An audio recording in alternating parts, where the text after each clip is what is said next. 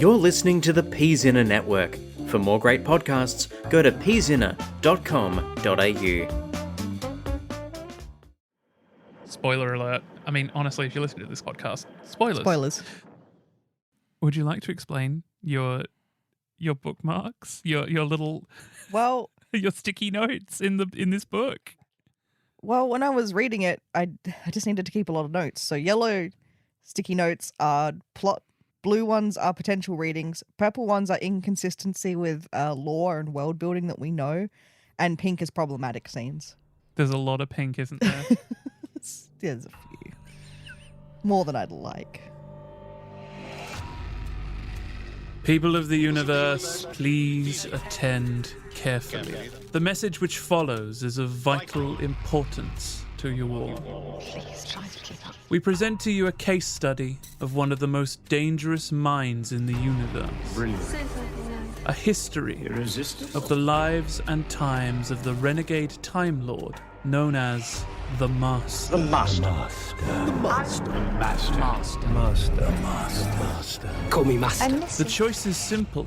Join us Listen. and continue listening, Listen. or face total annihilation. Listen. They are the Master, and you will obey them. You will obey me. Please attend carefully.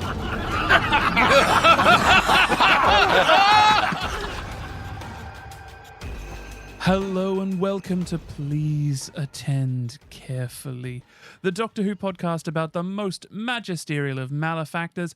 I'm Ciarán Moffat. I'm Amber Patrick. And each week we bring you a chapter from the lives and times of the renegade Time Lord, known universally as the Master. This week we will be looking at Legacy of the Daleks, a 1998 BBC 8th Doctor adventure written by John Peel. Amber, tell us what it's about. Read the blurb. The Doctor finds himself in Dominion, London, in the 22nd century, but it seems that Susan is now missing, and his efforts to find her lead to confrontation with the ambitious Lord Haldoran, who is poised to take control of southern England through all-out war. With the help of a sinister advisor, Haldoran's plans are already well advanced. Power cables have been fed down a mine shaft, reactivating a mysterious old device of hideous power. But has the Dalek presence on Earth really been wiped out, or are there still traps set for the unwary? Dun, dun, dun. I know I say that every time, but that's what we're going for. Okay, so let's place this. This is set after the Dalek Invasion of Earth. Yes. The second serial of the second series of the first Doctor, where Susan leaves. She decides to stay on Earth with David, her husband, and help rebuild the Earth from the Daleks.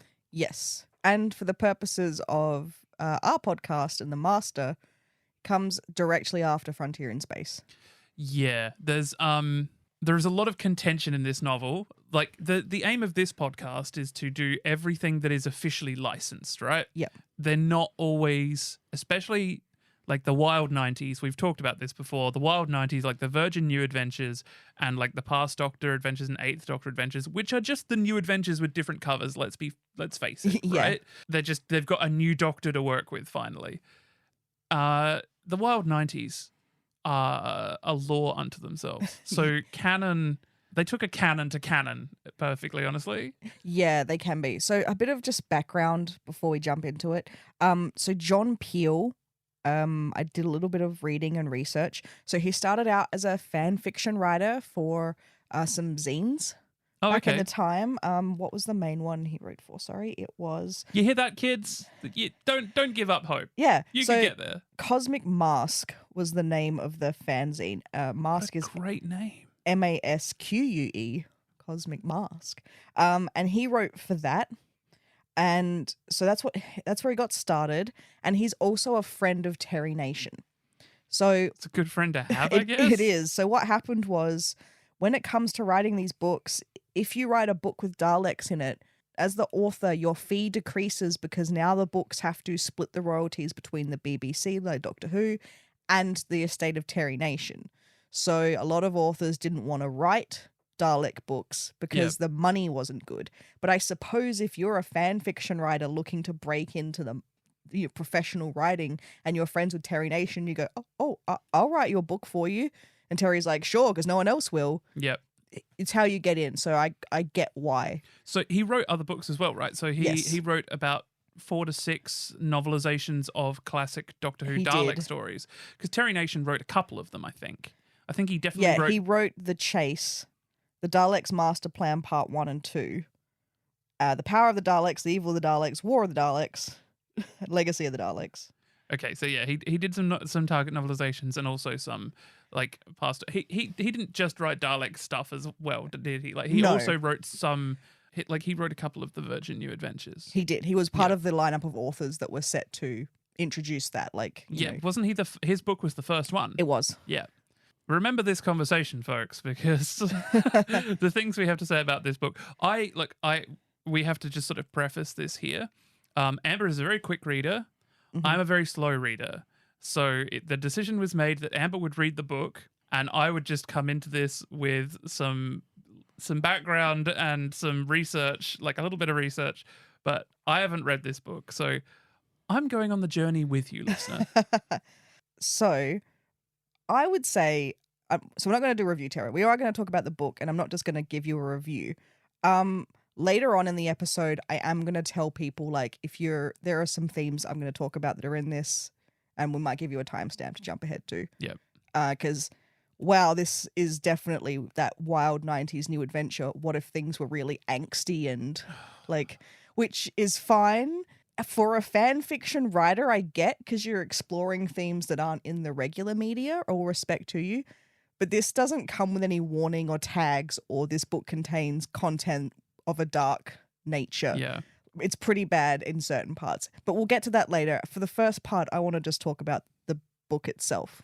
Like, yeah, we'll get into that. But I think there is a certain class of person who's just like, no, but I want to be shocking my readers. I want to be shocking. I want them to know that how ghastly the universe can be. It's like Doctor Who is a family show. Yeah, exactly. And I mean, there are plenty of fanfics out there. I've read them that are dark and people want to explore these things, but they'd be tagged.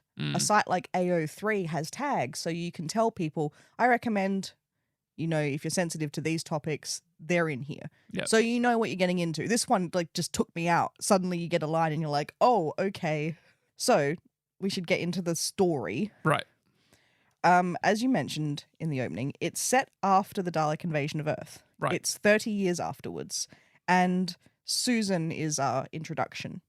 Yes. Into this story. Susan Foreman, the Doctor's granddaughter. Yes. Or is she? We're not getting into that. She's on Earth. She stayed with David, who we know she married. I mean, this is something that crops up in different properties. Mm-hmm. She is what's called her and her husband are peace officers. So basically what happened was the government, after the Dalek invasion, went, no humans allowed to use Dalek technology. No one does that. We all agree. So we have these things called peace officers, and they investigate reports of Dalek artifacts, they're called in this, anything related to Daleks. Right. And they go and investigate, and they get it shut down. So that's what Susan does. Right.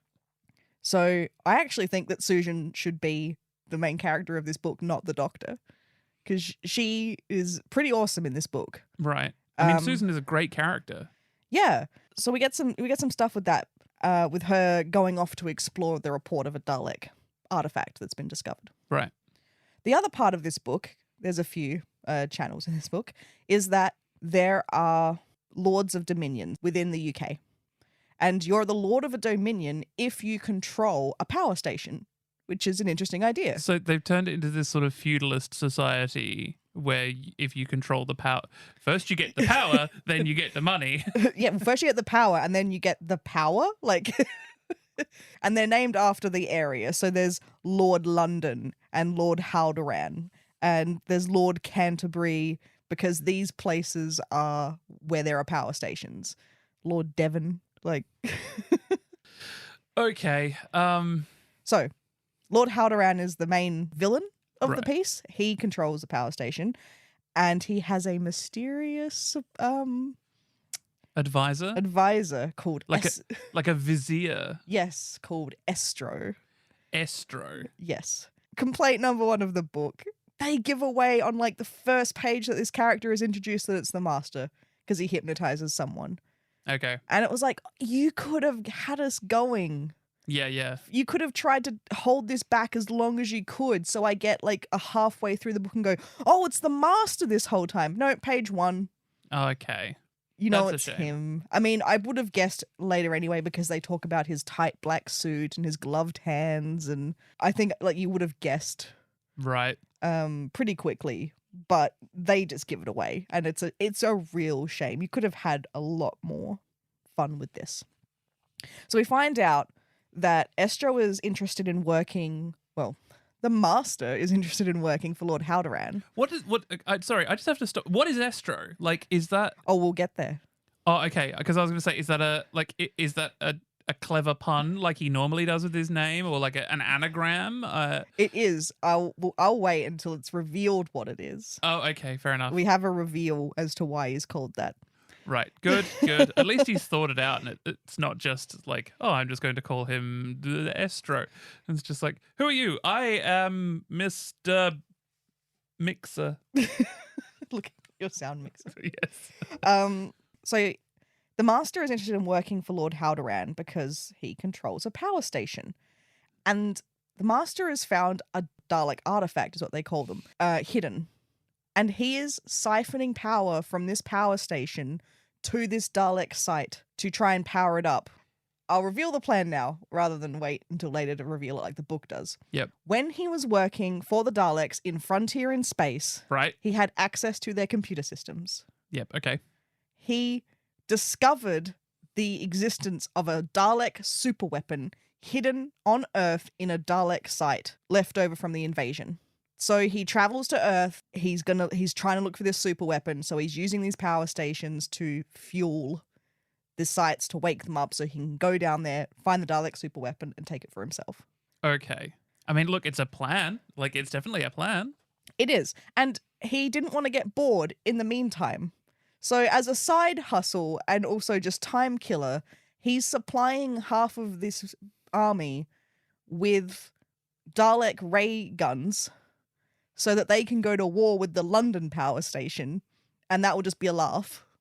I mean, that's Missy shining through, right? Yeah. Like when that Missy was playing two sides against each other just for fun while she waited for them to like dig through the planet. Yeah. He admits, because later on, because all the characters are like, this is abhorrent and awful. Why are you doing this? He's like, well, I wasn't just going to sit around and do nothing while I waited for the power stations to boot up. Yeah, why not? It's not like he could pretend to be a scientist somewhere or pretend to be a vicar or... Hey, I've got a little passage for you to read, I think. Sure. Estro managed to get out of the war room by pleading the need to go to the toilet. Haldoran had, with casual arrogance, given him permission, and Estro had hurried down the corridor from the room. Then he slipped into an alcove he'd carefully noted earlier in his visit and waited. In his right hand he held a small, black, bulbous weapon. As he'd expected, barely 20 seconds later, a man moved cautiously down the same route as he'd used. With a faint smile, Estro waited for him to pass the alcove, and then fired. The man died with a silent scream on his lips as his every atom collapsed in on itself. His 6-foot-plus frame compacted down to just over 6 inches. Estro picked it up carefully, with a chuckle, and slipped it into a convenient vase. "Clever Barlow," he murmured with respect, "but hardly clever enough." If Barlow had been really intelligent, there would be a second man watching him. But Estro didn't believe there was. These humans were interesting, but very, very limited. His plans were proceeding nicely. Okay, so my apart from the obvious like sexual innuendo you can make from that, do you know what the master wouldn't say toilet. No, it's he would so say weird. lavatory. Yeah, it's so odd. Such Yeah. a weird... Yeah. He would say, I need to go to the lavatory or something like that, or the convenience. But he would not say, toilet is too vulgar for Roger Delgado. Yeah, it was just a weird line. Like, you don't need to say how he got out of there. Just say he excused himself from the war. I know, it's Right, just an odd exactly. thing. Like, specifically, he's like, oh, I need to think of a way to get out of here. And he's just standing there. I need to go to the toilet. What? Yes, fine, go. Or it's one of those situations just like, can I go to the toilet? I don't know, can you? May I go to the toilet? Yes. Okay, so from that one that one little bit, this is the first time I've read any of this. Yep. I'm definitely getting an idea. I'm getting an idea of the writing. I think this is going to be in 3 parts. We're going to be looking at what the book says and then putting that in the wider context of canon in Doctor Who and what overtly contradicts this. And then we'll be having the conversation about the writer. Yeah. There's a lot, like, obviously it's a full novel. Like, we're talking, 250 pages. So Yes, right. there's a lot. So there's just a lot of them working together. And it's clear that they don't trust Estro, especially the other generals. Because they're like, who's this guy that's just shown up? Oh, there's lords, there's generals, there's so many. There's a whole... Yeah, this is a feudal society happening right here. Yeah. And I will give it to John Peel that this is the interesting part of the book. The military structure of Lord Haldoran and his men and Estro infiltrating them and leading them to war. This is where the book is its strongest. And Susan as well being mixed up in the Dalek site as well. Right. So basically Susan's gone into that site and she's got no idea what's in there. And Sorry, just to cut. So she's a peacekeeper or Yep. peace, whatever it was. So her job is to find Dalek technology and keep it out of people's hands. Who's she giving this Dalek technology to? The Lords? Because, like, if the Lord is then taking that Dalek technology and giving it to Estro and they're all just having fun, it seems like a bit of a corrupt society. the provisional government of the day ordered that all Dalek artifacts were to be off limits to everyone. They were sealed and the peace officers were formed. Their job is to make certain that nobody interferes with any of the sites and to prevent people from being harmed by them. So the provisional government, which we now know is not in power anymore, there are some holes, I think, or I just didn't pick up on some of those little details. So what I'll say at this point is that the that Earth society is explained in greater detail in a Big Finish story, which greatly contradicts this. Mm-hmm. So we will get into that. Should we mention at this point that in the book that Susan is married to David and apparently has 3 children? Yes, 3 adopted children. 3 adopted children in this, yes. Okay, so she does get a phone call from Peace Headquarters. Peace Headquarters. We get no more information than that. That's amazing. Yeah, just Peace Headquarters, the head of Peace. The head of Peace. Susan goes, so it's called DA-17, Dalek Artifact 17. Right. So Susan is investigating that and immediately gets captured by Haldoran's men who... The Master has put men inside DA-17. Right. Hypnotized. And they're feeding power into the site. Yeah. And Susan goes in there to investigate, and they capture her. Can I just say at this point, for a Doctor Who story, it is the Doctor is surprising by his absence. Yeah. Yeah. I guess I can go into that now because I was more looking at some of the Master's stuff. I know. No, I mean, obviously, yeah, we are a Master podcast. We have to focus on the Master thing. But at this point, it is a Doctor Who novel. It's not a Master novel. And it's an 8th Doctor story, right? This is meant to be canon 8 at the time. Yeah. This is the year that Big Finish forms. I suppose my response to that, having read the book and everything, is that I don't think John Peel knew how to write 8. I think he could probably write 1 pretty well. I don't think he knows how to write a softer man. Yeah. Because there are no others in this book. So, yeah. Basically, I think you could get 8 out of this book and make it a Susan book. Yeah, which is good. I would love more Susan content. Yeah. So the Doctor is in this and he has a companion. His companion is Donna. It's not the Donna we know. Okay. She is a knight. She rides around on a horse. She kills monsters. So hold on, wait. She brought the horse with her? Yes. It's what? No, I just have this image now. She's a knight, and now they're in 20. Yeah. 20 something, and she brought the horse with her in the TARDIS? No. Oh, thank God. No. Okay. The Doctor lands. Right. And He's looking for Sam, his old companion, and he's like, oh, while I'm here, I should visit Susan. But he meets Donna, the knight. She is a younger woman. She's actually pretty awesome. I imagine like Gwendolyn Christie playing this role kind of thing on screen. Like she's a good fighter. She kills a monster and defends a little girl at the start of the book in like the prologue. That's right. This has got other, because I mean, obviously this season is Master and Daleks. There's like Dalek relics of like slithers and stuff in the woods. That's what she kills at the start. So that's a good scene, and she's really awesome. That there is a big problem with Donna later on that we'll talk about. But for the most part, she's actually a really awesome character. And I actually think that if her and David, Susan's husband, had teamed up, they would have, you don't need the Doctor. So when you say companion, she's the in-episode companion, right? Basically, she finds the TARDIS in the woods. Right, okay. So she hasn't come with the Doctor, she's the in-episode companion. Yeah, right, sorry, I should probably be more... No, that's fine.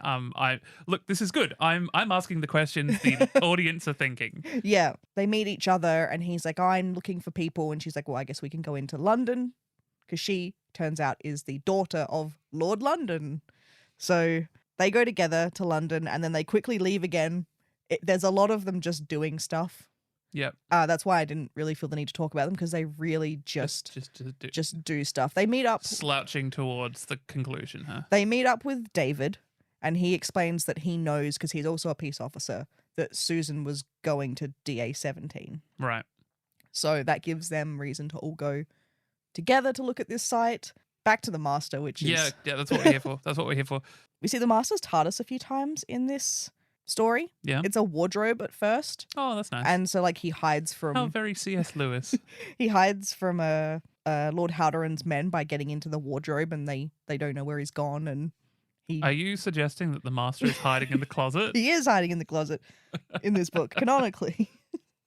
I feel like, whereas in the past, we've definitely spoken about it, especially with Malcolm Hulke, where the Master's been really fun and a bit more sassy and like just having a good time. Yep. Not in this. No. He's the really just blunt, suave side of them. But I don't think we ever actually really get that. See, I think people think that because Roger Delgado could be serious, that he was serious all the time. He's not. Yeah, he's serious all the time in this. I don't think there's a single joke from him in this book. I don't think there is a single episode of actual televised Who where the Master does not have a sense of humor. Yeah. I mean, even the decayed Master, he still has his beautiful moments, right? Yep. I think the only story that you could possibly say the Master doesn't have a sense of humor is The Deadly Assassin, and that's only because Peter Pratt was so heavily made up you couldn't actually do anything. Yep. We have suffered long enough from your stupid, stubborn interference in my designs. Now we are coming to the end of our conflict, Doctor. The Doctor and Donna and David, Dr. Donna David, they get captured by Lord Haldoran's people. Right. And this is one part where the Doctor starts to realize that it's probably the Master, because there's this draconian sensor technology that Haldoran has in his like castle, essentially. Right. So the Doctor's like, draconian technology. Where would they get that from? So he's starting to suspect that that's who it is. And they also learn that there's a man called Estro. I did like this passage. Estro whistled carefully to himself as he walked down the corridor towards Haldoran's office. The decor was hardly to his taste, a trifle too plastic and metal, and with rather gaudy baubles scattered everywhere. But there was an air of success about the place. Old gaudy baubles. Which is so weird. We do not get any descriptions about anything. Like, for a fanfic writer, normally a thing in fanfic is like describing the environment. Yeah, like really over describing. Like, but that's what you're there for. That's the genre, right? But this has like none, and then suddenly the Master's like, I hate it in here, and you're like, I don't know what it looks like in here.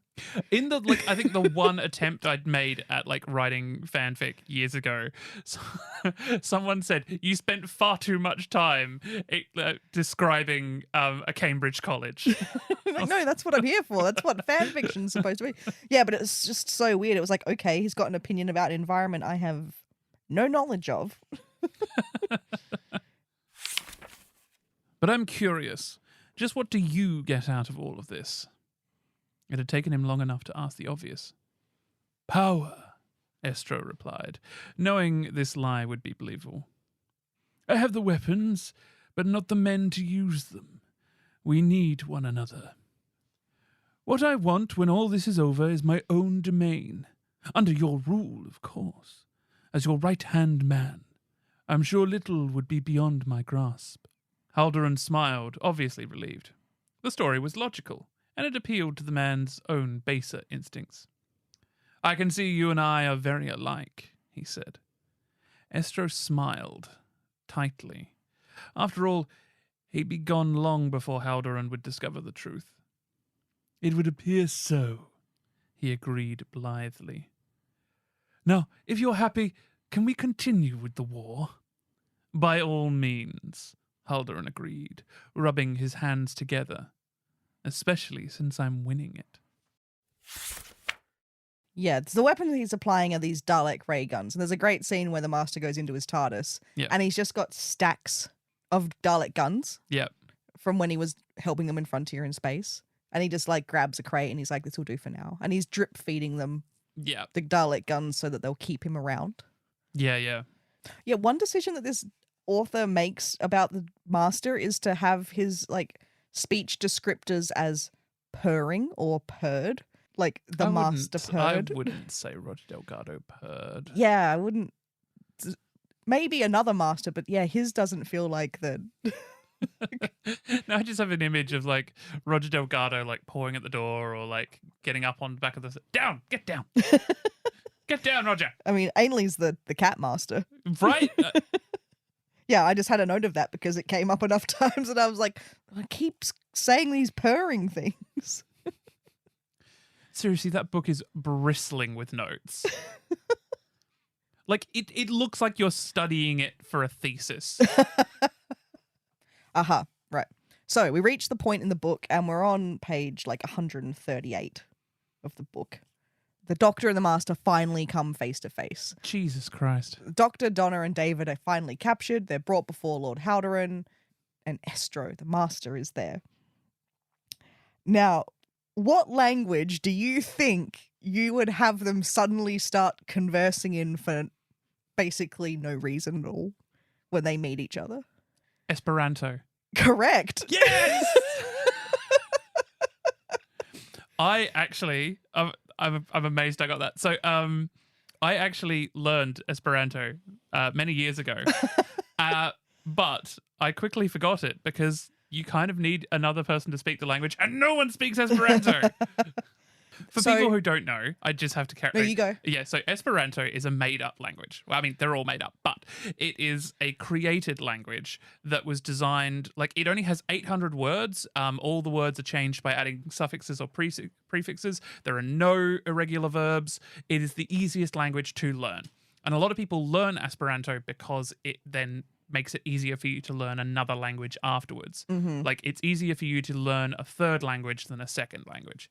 But yeah, Esperanto, it actually means peace. Yeah. It is derived from Spanish. Like, there are bits of Spanish, French still, but yeah, largely Spanish. Great language. Estro means boss, master, in charge.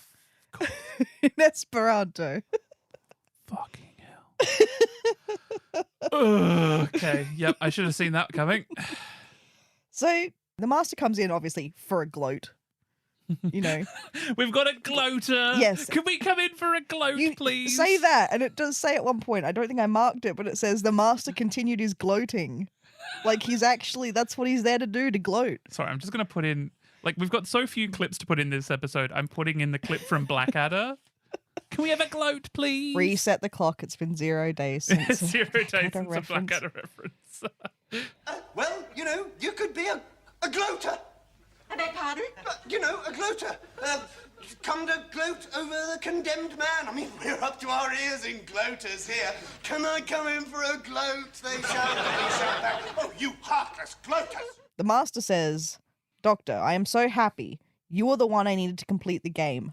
No idea what he's talking about, to be honest. Like, And like, obviously, he was just like, "Oh, the doctor's here. This is great. Now everything's great. Now everything's perfect." Complete the game. What? Just to have him watch you win? Like, it's so weird. If anything, you don't want him here. He doesn't use him for any purpose. It's such a weird line. It's like the guy just had to put in a... So is there a translation in that book? Or No.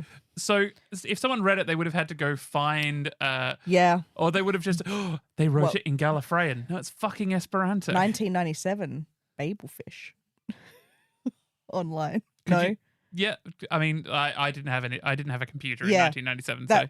Yeah, awful online translation service. Yeah. Which is probably what he used. Probably. So the doctor replies, "That time I heard the name Master, I thought it had to be you.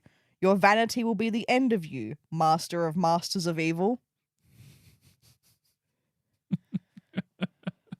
So that's it. Let's have 2 lines of them speaking Esperanto at each other and then move on. Donna and David are confused, but, that doesn't matter. And then I guess the author attempts to educate us and be like, it's Doctor Who, so you should learn something. It's Esperanto, invented in 1887 by a Polish occultist named Zamenhof. and it's just like, suddenly we're just having a few moments of learning. Yep. And then we move on. They just wheel out a blackboard. Yeah. So the Master's then like, Doctor, here you are, caught like a moth in a flame. Surely you should have known better. And it's like, your plan had nothing to do with him. Like, it's a complete coincidence he's here. Again, like it always is. Yeah. But you're gloating as if you're like, yes, and you've fallen into my trap. No, there's no trap. Like, he's just mugging again. I mean, that's kind of the Master's MO at this point, right? Mug furiously. So, yeah. Okay, I will point out at this point, 8 and Delgado. Interesting It combo. is an interesting pair. I think they'd hate each other. I don't think they'd do well. Because, I think they're both very charming. And I think the 8th Doctor is much more charming than the Suave Master. And I feel like they wouldn't... It would be like watching a Jane Austen period drama, right? With the two of them attempting to have a conversation. "And yet, Doctor, here you are, caught like a moth by a flame," the Master said. "You should surely have known better." "What better way of getting to you?" the Doctor asked, spreading his hands. "And I'm sure you'll be quite willing to explain your latest little scheme to me." He turned to wink at Donna. "It's a weakness of his," he confided. "He tries to look and sound so bold, but he's actually quite insecure. He's always trying to excite my imagination and approval for his nasty little plans." It's my best, Paul McGann. The Master regarded the Doctor mildly. "I'm rather tempted to just kill you here and now and have done with it," he said, sighing. "You really are no fun anymore. Perhaps it's age catching up with you. So you've changed bodies again, getting through them, aren't you?" "And you're still in the same old body," the Doctor mused, thoughtfully. "Quite remarkable. You're rather well preserved." "Thank you," said the Master with a small, ironic bow. "Life has been rather good to me of late, as a result of which I will indulge your puerile curiosity before I leave you to your fate." I think that when John Peel watched the Doctor Who movie, the only physical characteristic he sort of took was that the Doctor turns and winks at people. When does he wink at someone in the movie, though? I don't know, but the Doctor in this is constantly turning and winking at Donna whenever he says something. And it's is this the only thing you know how to make him do? Does he actually know that? Somehow the Doctor is suddenly Cockney, elbow waving, winking crazily. Before we mentioned about how it was weird that the Master said toilet. Yes. There's a part coming up that's weird because the Doctor says that he himself is naughty. Oh, that's so... I don't think the Doctor has ever said the word naughty. Yeah, and in reference I think to himself. for very obvious reasons. Yeah. Don't at me, fanfic writers. Don't at me. At Mark III Vocal Machine. You can at me, it's fine. They talk for ages. It's a long conversation that goes across multiple things. Basically... Saves it all up to the end and then has a big old conversation. Well, basically, the Doctor's like, ha ha ha, are you going to tell me your master plan? And the Master does. And we get You want me to tell you my plan? Well, I will. Yeah, and he does, and he's basically like, yes, I'm using Haldoran's power stations to fuel this Dalek site, and I'm going to open it up, and I'm going to find what's in there, and it's just like, this is so, just stop, sir. The Doctor says that he's naughty because he's met the Master out of regeneration order, and Time Lords aren't meant to do that with one another. So this is something we'll circle back to in the second part of this, examining this story. Sure. But this probably would have been one of the very first times. I mean, I think the comics might have done it as well. But yeah, this was something that everyone kind of thought was a taboo. Because when you've got a race of people who are time travelers, right? They kind of have to keep an even time stream. Otherwise, people could go back into the past of Gallifrey. So, if you think about it, this is kind of a weird thing. So the 8th Doctor could, say it's the 8th Doctor, say it's the 9th Doctor, could tell this Master about the Time War. Yeah. And it could be then because of the timeline. So, yeah, it is a bit of a taboo subject, but we will get into shortly why it's basically okay. Sure. I'll try to keep pushing us towards the end of this. Yep. Basically, the Master's got them all where he wants them. He could just kill them now. There's been very little Dalek up until this point, I like to point out. There's tangential Dalek stuff, but there's been very little actual exterminate! So he's got them all where he wants them, and someone runs in and's like, Estro, there's been something's going wrong at DA-17. It's trouble at Mill. Yeah, trouble at a Dalek artifact. Trouble at Dalek artifact. Yeah, because we find out that Susan has interfered with the men who are there, and she and they haven't been able to call in that there's a problem. Right. Oh, I probably missed that.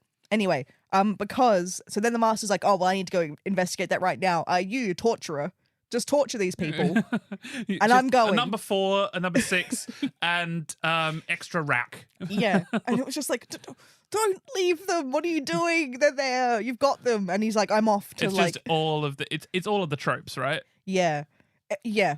Really, it is. And so Susan has gone in. She's in DA-17. She escapes her cell because she's really clever and she's really smart. Go Susan. She figures out that they're using this power to power up this Dalek site, and she's like, but I know that Daleks, just to open a door isn't going to take so much power. It's draining a lot. What could it possibly be powering? And it turns out there's a failsafe inside the Dalek artifact. It's a honeypot. That's probably not Yeah, correct. no, that sounds, honeypot. I think honeypot specifically meant to be in reference to a physical human being. Yes. Anyway, it's a honeypot trap that the Daleks have set for the Master. It's entrapment. It's entrapment, my dear. They knew that he wouldn't be able to resist. Or that someone greedy wouldn't be able to resist. So as soon as power starts flowing into DA-17, it starts siphoning power into a Dalek hatchery and factory. Right. So Dalek, I think I read a thing about this. It's described as the same as the Dalek factory in Power of the Daleks. Yep. So the second Doctor story. So yeah, the machine, the casings are being made. The the squiddy things are going into the casings. Yes. And so the Master runs off to find out what's going on here, and he immediately starts mugging to them. he used his scanner to check the area outside, but there was nobody there. His eyebrow rose when he saw that the doors were open. The program was complete then, and access to the weapon was his.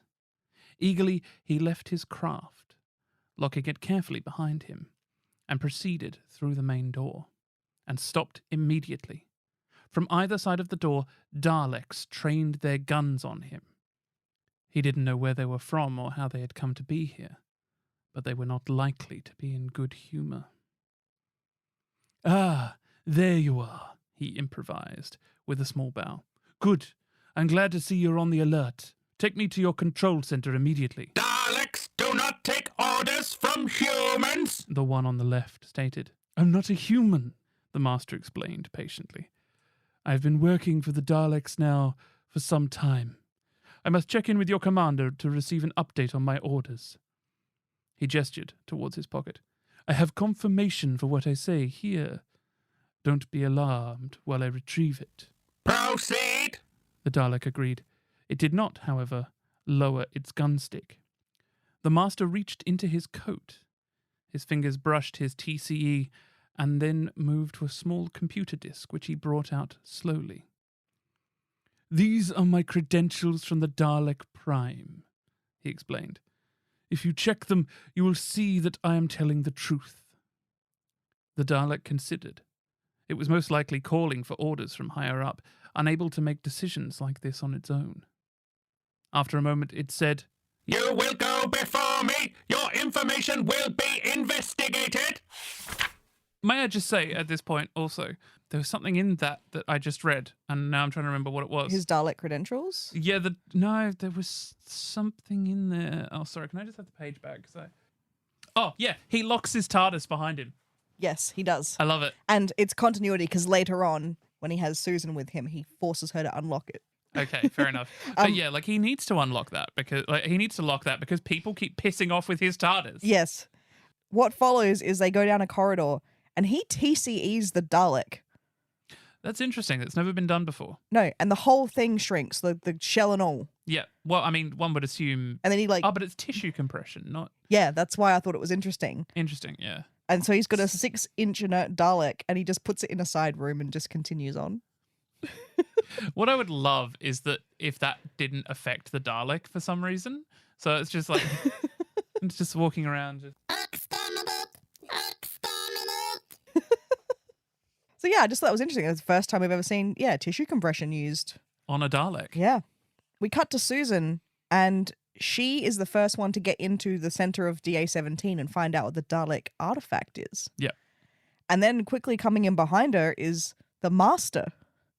So they actually have a lot of scenes together where he obviously is threatening her and he's got the TCE and he's like, stand over there. Yeah.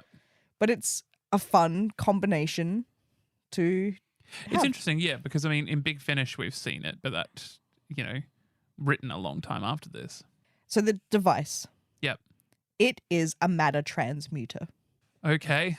And So- what type of matter does it transmute? It alters molecular structures on a basic level and then turns them into something else. It's basically alchemy. Right, okay. So the whole point is that the Daleks want to make more Daleks, but there isn't enough minerals on Earth to make more Daleks, but they could just mine stone and then use this matter transmuter to turn it into what they then need. Right. Sounds like plot device, but okay. Yeah. And the Master's obviously like, well, I want that. Yes. And I'm going to take it and I'm going to leave here and I'm going to go off into the world and start blackmailing everyone and threatening them that if they don't bow before me, I will just transmute their planets into whatever I want. Oh, I didn't think of it in that context. I thought of it in like how I read an article a few years ago, right, about how the price of diamonds is obviously kept artificially high. And there's this like perpetual threat that Russia will release all of its stockpiled diamonds, which will then like basically tank the price of diamonds. Yep. So yeah, that's his plan. That's his plan. And he Okay. gets it. He's got it. Oh, wonderful. Him and Susan are there, but he gets it and he takes her prisoner and they are walking down the corridor. And I mean, a whole bunch of stuff's happened with Dr. Donna David and they're now here too. Right. And they have a confrontation in the hallway. The Master shoots the Doctor. Yeah, not with the TCE, just with a gun. Just with a gun. Just Okay. pulled out a gun.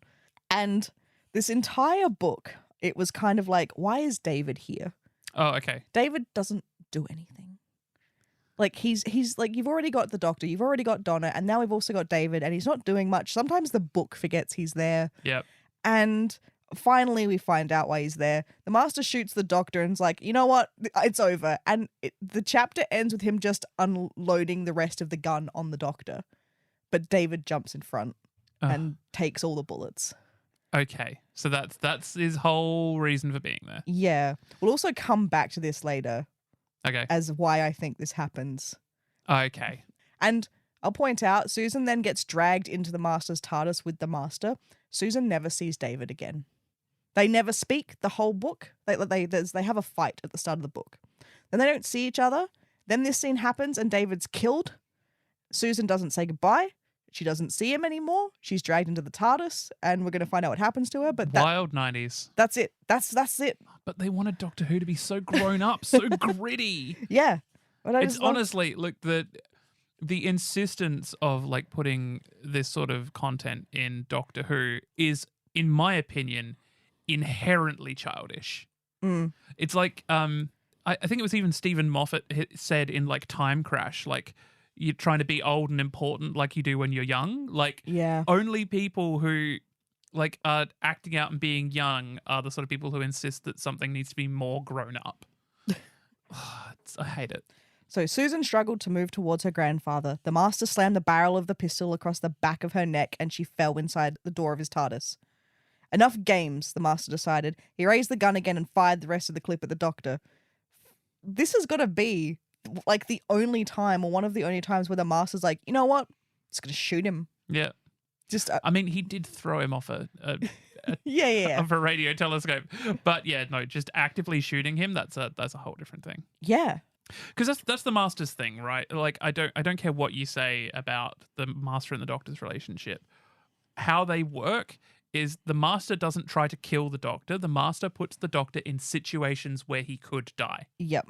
Whereas in this, it's just bang, bang, bang, bang, bang, bang. Yeah. Like Susan's in the TARDIS with the Master, and he doesn't know she's a Time Lord. He thinks she's just one of the Doctor's companions. Right. Which is weird because we Again, know yeah, from no, Destination Wars. Yeah, it like came out after, but like we will talk about the canon of this later. Anyway, how she beats the Master, how she escapes from him. Do you remember in the Timeless Children when 13's like... You have to bring that up. Yes, because do you remember when 13's like, have one of these, and she like uses her psychic power of being the Doctor to like overpower? Yeah, good use of the theme tune, yeah. Yeah. Susan basically does that. She goes up to the telepathic circuits of the Master's TARDIS and's like, have this. And she just like uses her own hypnotic and telepathic abilities to think about the grief of her husband just dying. Yeah. Not seeing the Doctor for 30 years, all the anger and hate she has for the Master, and she just cripples him. And he just falls down and he can't do anything. And they land, and this is going to divide a lot of people. They land on Tercerus. I was going to say, fucking Tercerus, right? And he is crawling away across the ground, crippled, like mentally, with the matter transmuter. And she comes out with his TCE, which she managed to get in the scuffle, and is like, I'm going to destroy that matter transmuter in 5 seconds. If you do not let go of it, you are going to die with it. And he won't let go of it. He's groveling. He's on the floor. He's a mess. She shoots him with the TCE. Yeah. And it hits the matter transmuter, and then it hits him through it. And he becomes Crispy Master.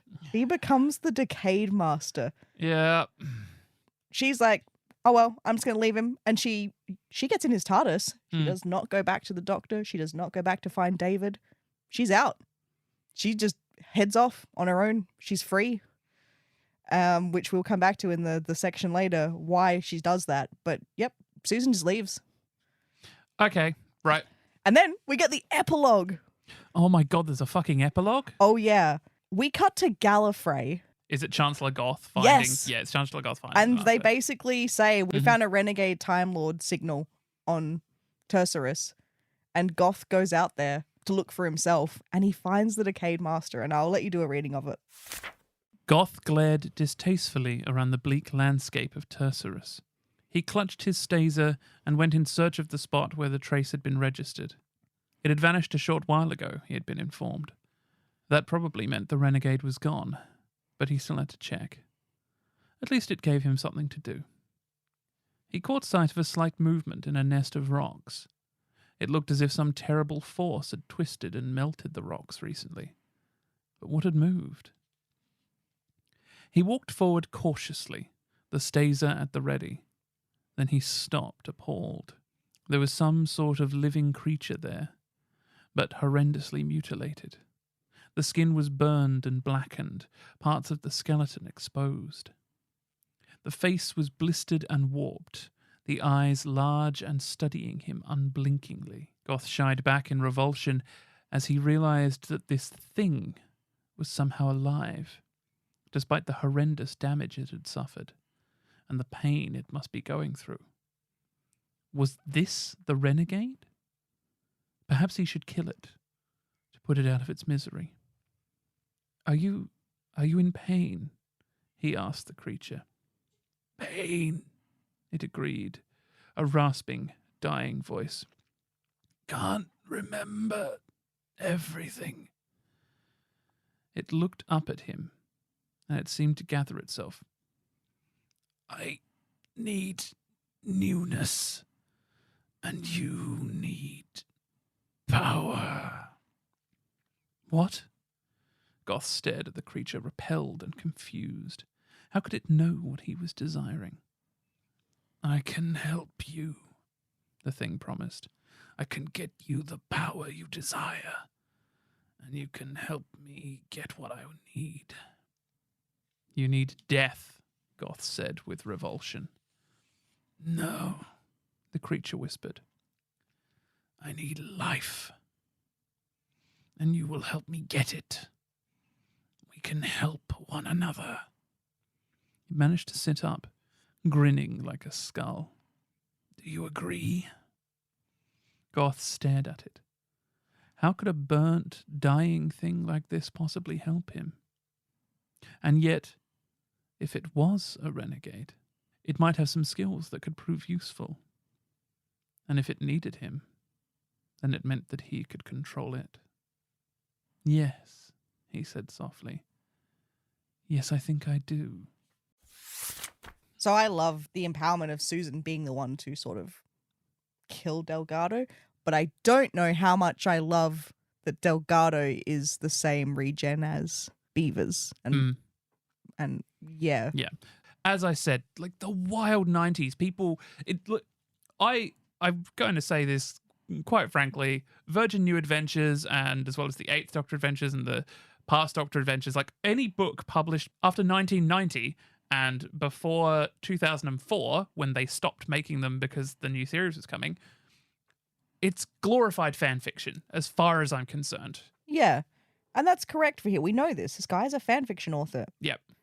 That's what it is. But I've read fan fiction that's so much better than this. Right. This guy can write. And like I said, there's stuff that's interesting, but there are also words and like things and descriptors that he uses that are very weak. Yep. I think we should, and obviously this is the Master podcast, so we need to talk about the characterization of the Master. Yeah. Like, not characterized quite as well as it could be. I like that we have the scene of Chancellor Goth finding the Master on Tercerus, right? I like that we have that.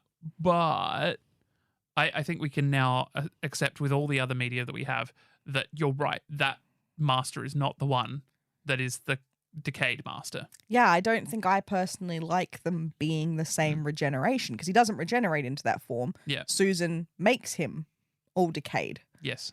And I'm sure there are probably plenty of people who don't mind that. I don't like that. We have, again, in Big Finish, like we have examples of Jeffrey Beavers playing a non-decayed version of that Master. Yeah, and isn't there the two Masters that's a different version of how that happens?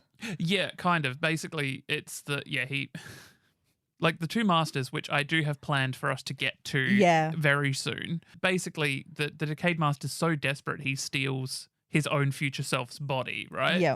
We don't need to explain the entire plot. No, we don't. But that's, It's a different take on this that Big Finish have done. Yeah. Probably a stronger take. This novel is not strong enough for me to want to headcanon any of the stuff in here. Yeah. I did not enjoy it enough to want it to be true. Yeah. The characterizations, especially of the Doctor, and to an extent the Master, they're okay. They're pretty thin though, but most novelizations are. They don't have much time.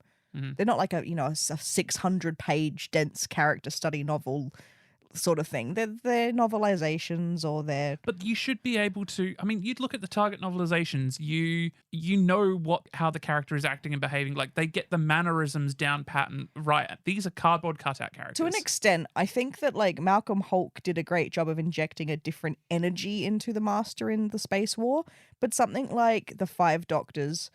Terrence Dicks is able to rely on the fact that we know who these characters are and their speech patterns and their personalities, that he don't need to put that into the novelization because we can hear them in our heads from the TV show because they're not original takes. They are just the characters from the TV show. But they still do great jobs of writing those characters. And this one was okay sometimes. Wait for part 3 where I talk about why it's not great. We know that the Master has been handled better, and that story has, like, how the Master becomes the Decayed Master has been handled better.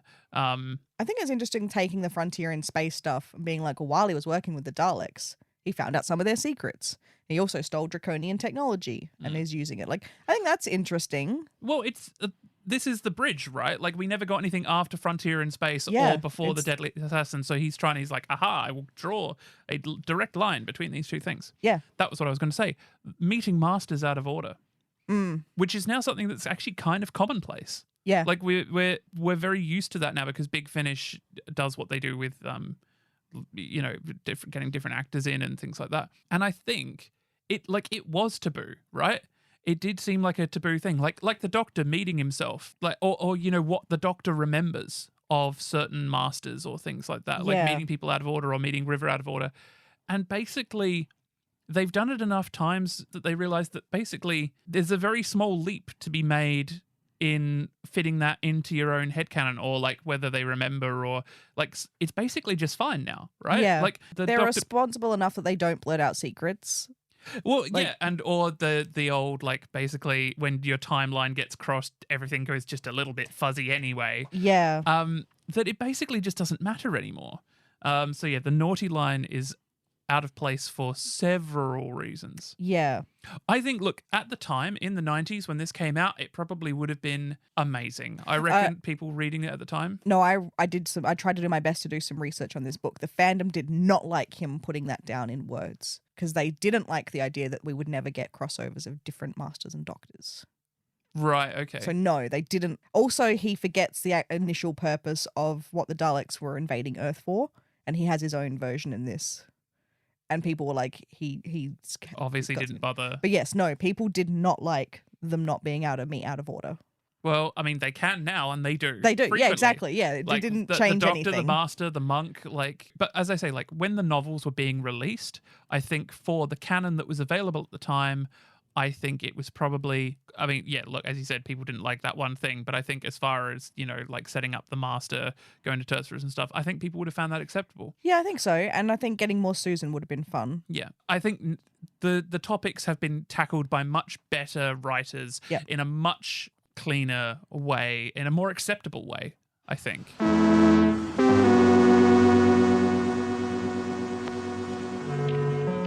Okay, so now we're going to talk about what's wrong with this book and why it now takes my place as the worst piece of Doctor Who media ever, and why the story of Martha rises in the ranks to just above it. I want to remind everyone that these are fictional characters, but I do want to say that this next section is going to have conversation that discusses sexual assault, torture, rape, and pedophilia. But I just want to say that I don't want this to go unmentioned. We could have cut the episode here, but I think this needs to be talked about and called out and discussed.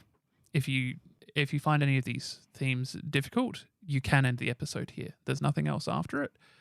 We just wanted to take the time to talk about this now. Yes, we won't be doing a please attend carefully because Ciarán didn't read the book. Yes. Yeah, there'll be no what did we learn or kill count. Yeah, we've covered that in the episode. Yep. Okay, so what's wrong with this book? The main thing is the female characters, who this author clearly doesn't know how to write women in a constructive way. There are 3 women in this book: Susan, Donna, and a character called Brittany. They are all victims in some way of some kind of what I would call sexual abuse.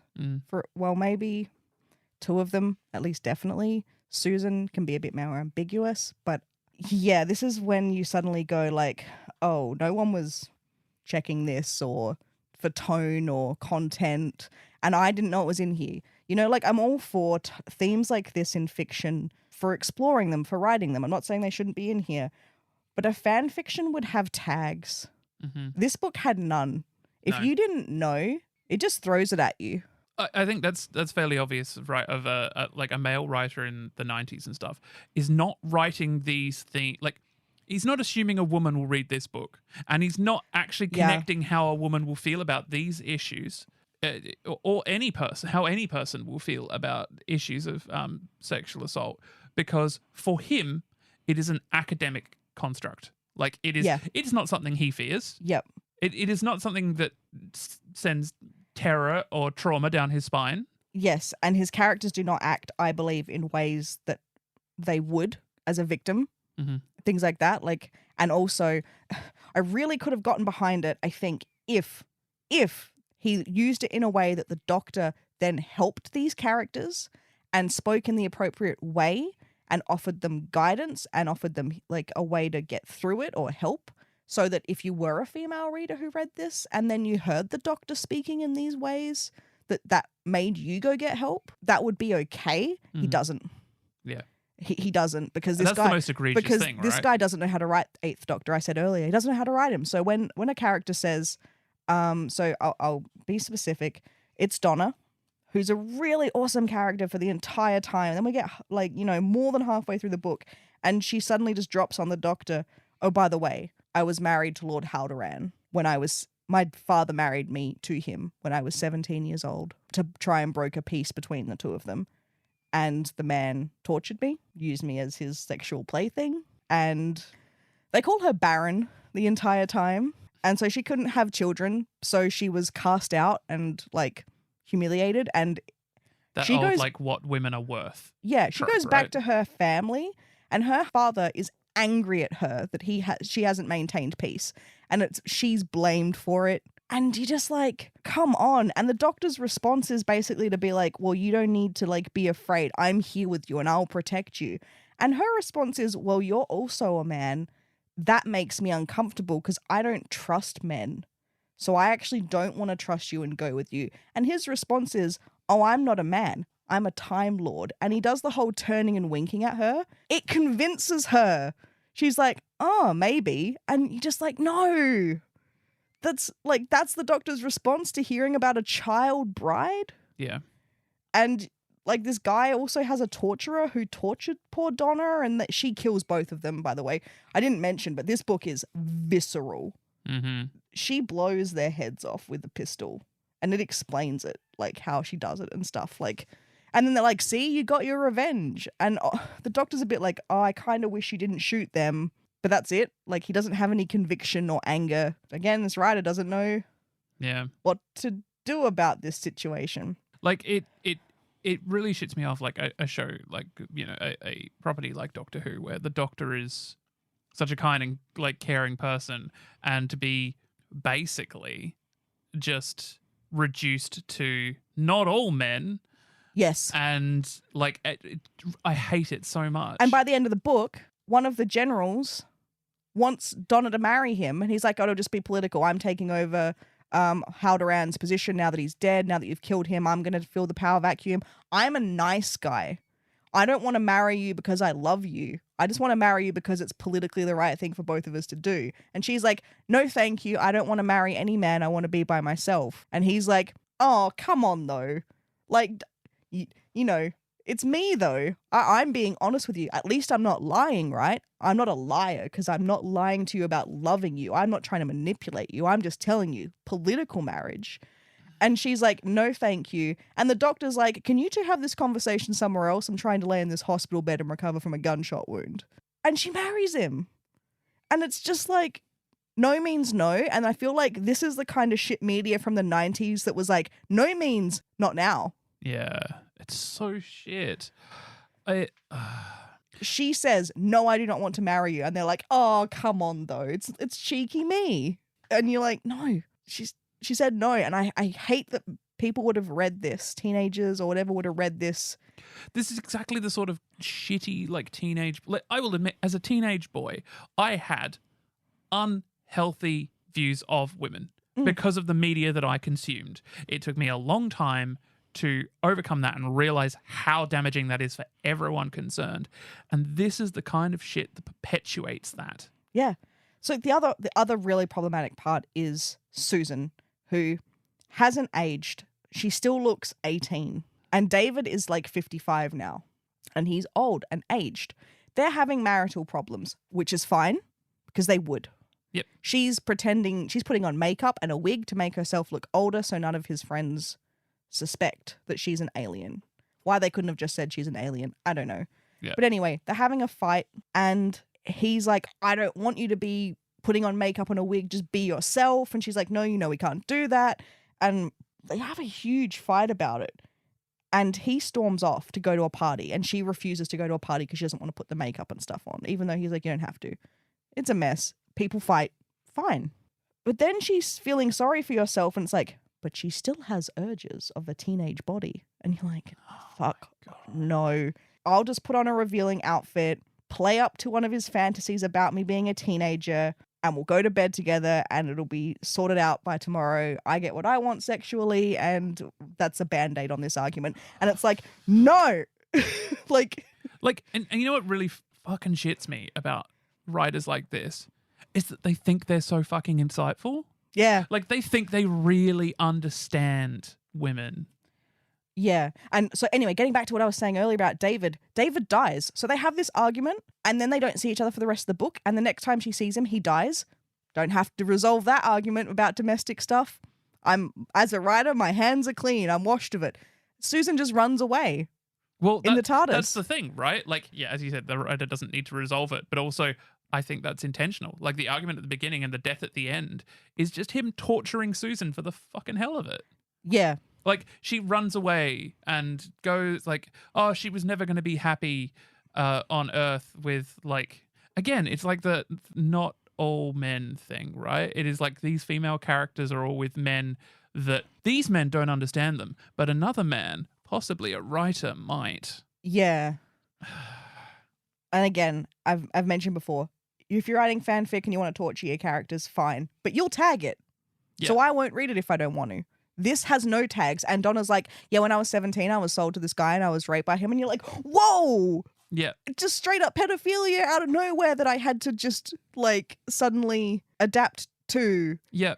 Look, this book is just emblematic of this idea that people, especially largely male writers, have, that these concepts can be purely academic. Yeah. And they are not. Yeah. It was really uncomfortable reading those scenes out of nowhere.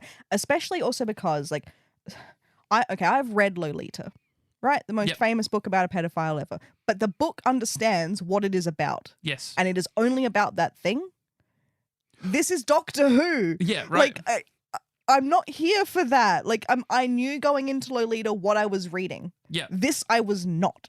Well, I mean, the thing about Lolita in the end is that it's basically, and this is, I'd probably cut this, but I once wrote a comparative thing of Lolita and Frankenstein, because he creates a monster in Lolita and she destroys him. Yeah. Yeah. Like, it's a classic. It knows what it's doing. This is Doctor Who. It's not about these themes. And so suddenly when you have to read it with those themes, you're like, no, this isn't what this is. Yeah. Again, like, this is the 90s, it's the Wild West, and all these people grew up watching Doctor Who, and it's grunge 90s, right? Yeah. They think everything needs to be gritty, and it's like, no, Doctor Who doesn't. Yeah. Like, Doctor Who doesn't. Doctor Who will always be a family thing. Like, whether it's in audio, whether it's in, like, the books that are being published now, whether it's on the TV, anyone in your family can watch or read, right? It's got to be, like, parental guidance is recommended at all times for Doctor Who. Yeah. And also, I'm going to point out, just because I want to be clear about these things, and I'm not saying that men can't write female characters in situations like this. A contemporary of this writer, John Peel, is George R.R. Martin, creator of the Game of Thrones series, who writes women in all kinds of different, in trouble, getting raped, things like that, handles it fine. I never feel uncomfortable. I mean, it's uncomfortable reading those books, but it also happens to men. Men do it to women, women do it to men. There's more of a balance. There's more of an insight into these people being human beings. I haven't even said the worst thing that's in this book, and I don't want to. Because, there's that character, Brittany, that I didn't even mention, who is an even worse example of those things happening. And it's just awful. And John Peel, you're a piece of shit. And, like, that's the thing, right? In the end, right? You're still alive. I can't redact that. He's still alive. I mean, the only thing I can say about John Peel is that he has a truly heroic pair of mutton chops. I don't want to say, like, torture your characters or, like, do these horrible things to people, right? But he did them.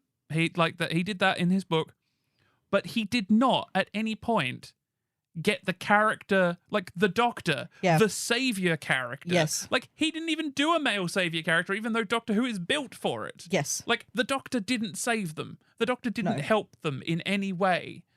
I don't think Doctor and Susan share any dialogue in this book apart from like the Master's got her captured and stuff. Like, no, there's no, they don't talk ever. Nothing. Yeah.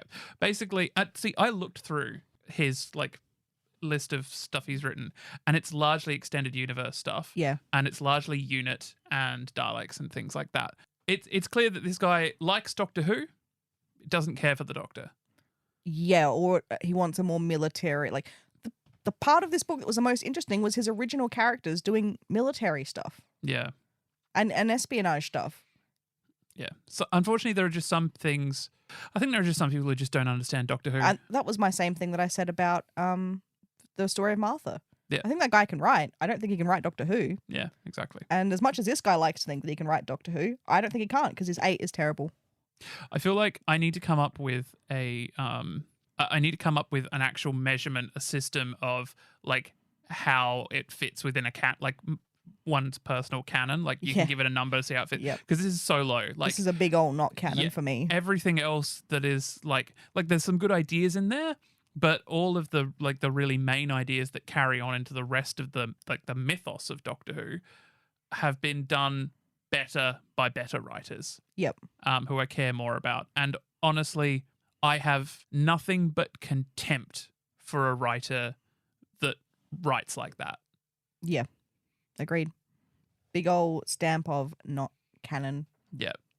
And I just want to add that if you are a victim, male, female, non-binary, whoever you are, if you're a victim of any kind of thing like this, of sexual assault or worse, please consider finding help. People will listen.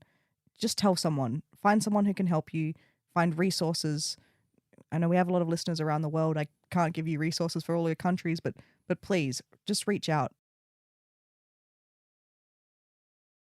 That's all for this week's episode of Please Attend Carefully.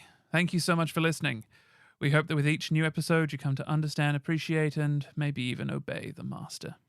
Don't forget to follow or subscribe to be updated with new episodes. Amber, how can listeners get in contact with us? They can email us at pleaseattendcarefully@gmail.com.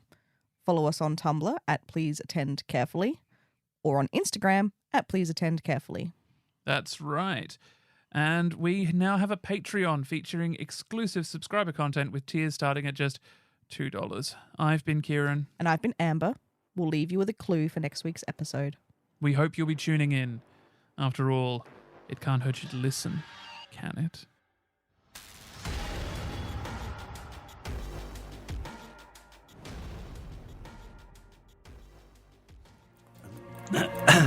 Are you waiting for me?